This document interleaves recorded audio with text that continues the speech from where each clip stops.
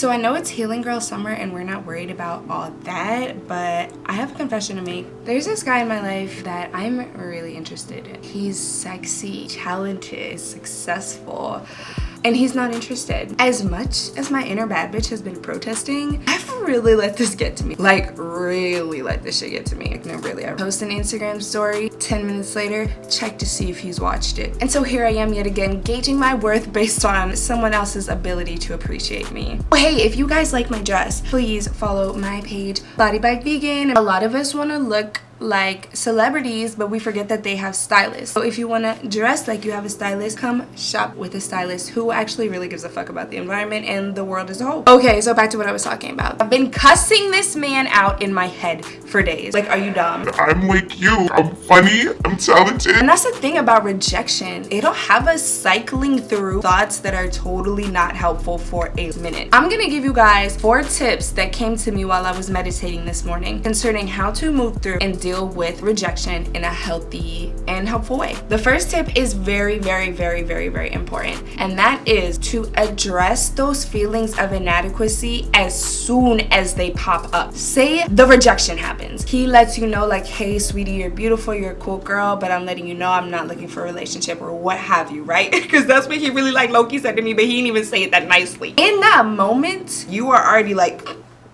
I gotta go home and throw it because you're breaking my heart. Your stomach is already sinking. In that moment, self-reflection has to occur. We can't control the fact that we feel hurt in this situation, but we can control which internal narratives we feed. So as soon as I started thinking like, bro, you knew you wasn't on this man's level, that was the moment. That was the moment to stop and say, hold on, what's that about? Assess the facts of the situation. Don't start creating stories around those facts. I was more interested, he wasn't. That doesn't have to be the first 2 sentences of an entire book about why you're not good enough. Address those self-deprecating thoughts as soon as they start to arise. So my second tip is to identify the wound. Have you ever not gotten a job when you did an application for something you weren't even interested in? Most of the time that shit ain't that bothersome. That in and of itself shows us that rejection doesn't have to be painful. It's simply painful when it irritates a pre-existing wound. Typically the belief of I'm not good enough. Third tip that I have for you is once you identify that wound, accept it. I have this thing with feeling inadequate, and person I'm interested in is triggering it. It isn't until you validate that you're experiencing this pain that you can start to heal it. This is where so many of us get messed up in the process of dealing with rejection. We want to jump to